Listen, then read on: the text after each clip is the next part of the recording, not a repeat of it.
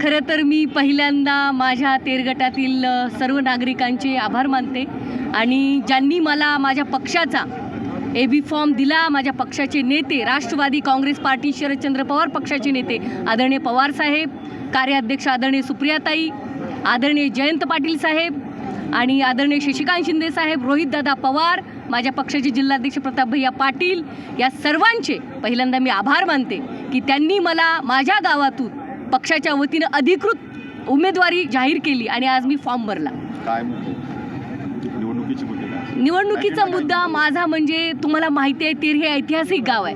धाराशिव जिल्हा मागासलेला म्हणून ओळखला जातो आणि तेर ऐतिहासिक गावामध्ये म्हणावा तशा जो लोकांचा सर्वांगीण विकास व्हायला पाहिजे तो होताना दिसत नाही. आणि मी जी नवीन युवा तरुण आहे, ठीक आहे, मला कुठला राजकीय बॅकग्राऊंड नाही आहे, कारण तुम्ही बघताय खूप मोठ्या घराणेशाहीतले लोक येतात, सगळं त्यांनाच घेतात, परंतु मी एक सामान्य घरातली मुलगी आहे आणि मी जनतेच्या पाठिंब्यावरती ही निवडणूक लढवते. मला माझ्या तेरचं नाव अतिशय चांगलं, तिथं हॉस्पिटल झालं पाहिजे, जे समुद्रवाणीला झालं तसं उत्तम हॉस्पिटल तेरला व्हायला पाहिजे. तिथे साधी बीपीची गोळी मिळत नाही अशी लोकांची तक्रार आहे. एक उत्तम शाळा जी पुण्यामध्ये शिरूरला नामांकित आहे तशा पद्धतीची जिल्हा परिषदेची शाळा मला उत्तम करायची, कारण माझ्या संस्था नाही आहेत. संस्था असलेल्या लोकांना जिल्हा परिषदेच्या शाळा मोठ्या व्हाव्या असं वाटत नाही, असं चित्र आहे. त्यामुळे जिल्हा परिषद आमचं तेर संत गोरोबा काकांचं जे मंदिर आहे, जे संत श्रेष्ठ आहेत, सर्वांचे पर्यवेक्षक आहेत, संत गोरोबा काकांचं मंदिर अगदी माऊलींच्या आळंदीच्या धर्तीवर, आम्ही पंढरपूरच्या धर्तीवर एक उत्तम मंदिर महाराष्ट्र आणि देश बघेल हे माझे अजेंडे आहेत. माझा अजेंडा माझ्या मतदारसंघातील सर्व लोकांचा विकास, शेती, कृषी, शिक्षण, दवाखाना, आरोग्य आणि लोकांच्या शेतीविषयीचे प्रश्न यावर आहे. ताई, आपल्या विरोधातील जे उमेदवार आहेत त्यांनी 2 ठिकाणाहून उमेदवारी अर्ज भरलेला, काय कारण असतं? मी असं म्हणेन की 2 अर्ज भरले याचं कारण कदाचित त्या उमेदवाराला कॉन्फिडन्स नसावा आणि दुसरी गोष्ट पक्ष आपल्या खिशात असल्यानंतर असं करतं माणूस. हा विचार खरं तर कार्यकर्त्यांनी करावा. म्हणजे मी कोणाला नावं नाही ठेवत आहे, कुठल्याही पार्टी असेल त्या पार्टीने पहिले त्या भागातल्या त्या गावातल्या उमेदवाराचा विचार करायला पाहिजे. आज तुम्ही सांगताय की 2 अर्ज भरतात, तिथल्या व्यक्तीवर, त्या व्यक्तीने, त्या कार्यकर्त्याने जे आयुष्यभर काम केलं असतं त्याच्यावर अन्याय नाही आहे का? ही घराणेशाही म्हणून तुम्ही 2 फॉर्म भरता. लोकसभा तुम्हीच, विधानसभा तुम्हीच, उपाध्यक्ष तुम्हीच. आणि काल मी ऐकलं तुम्ही ज्यांच्या अनुषंगाने बोलताय त्यांनी डिक्लेअर सुद्धा केलं की मी अध्यक्षपदाची उमेदवार मीच. पण माझा असा काही दावा नाही.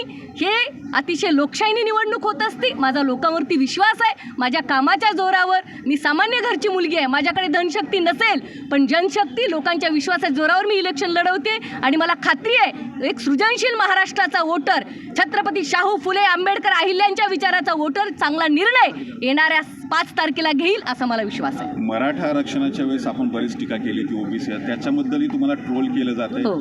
त्यावेळेची भूमिका काय आहे आणि आता उमेदवारी मिळवण्याची भूमिका काय बदलली आहे का?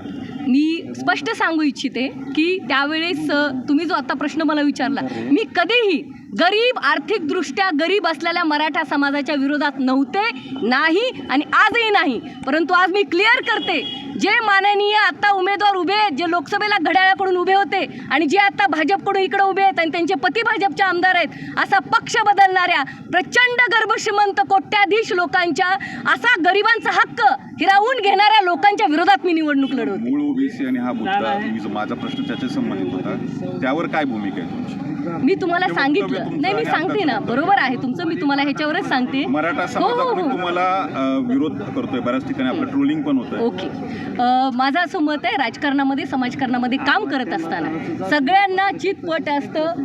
1-2 गोष्टी होत असतात, ह्या गोष्टी चलत असतात. माझा स्वीकार आहे, संतांनाही झालेला आहे, महापुरुषांना झालेला आहे, नेत्यांना झालेलं आहे. मला दिलगिरी व्यक्त हो, माझं असं स्पष्ट मत आहे की मी तेव्हाही माझ्या गरीब मराठा बांधवांच्या बांधवांची, जे मनोजदादा जरांगे बोलतात त्या गरीब मराठ्यांच्या विरोधात मी कधीही नव्हते, परंतु जे आता उमेदवार उभे आहेत लोकसभेला मीच इकडं मीच तशा लोकांच्या विरोधातली ती माझी भूमिका होती, हे मला महाराष्ट्राला क्लिअर करायचं. डुप्लिकेट ओबीसीचा काय अर्थ होता? मी सांगितलं, मला वाटतं ह्याच्यावर आणखीन भाष्य करण्यात अर्थ नाही. आपण लोकांच्या जन्मवल्या. तुमच्याच आरोप केला की तुम्ही अर्चना पाटील यांना विजयी करण्यासाठी बी टीम तसं पत्रकारांवर पण बी टीम म्हणून काम करत. अच्छा, सगळं बंधू महाराष्ट्राला माहिती आहे की मी पवार साहेबांची कार्यकर्ता आहे. अत्यंत कष्टाने प्रामाणिकपणे जे पक्ष बदलून लोकसभेसाठी तिकडं उडी मारायची, जिल्हा परिषदला इकडे उडी मारायची सक्षणा सलगर हे काम करत नाही. त्यामुळे मी पक्षाची प्रामाणिक कार्यकर्ता आहे. ए टीम आहे, नो बी टीम. मी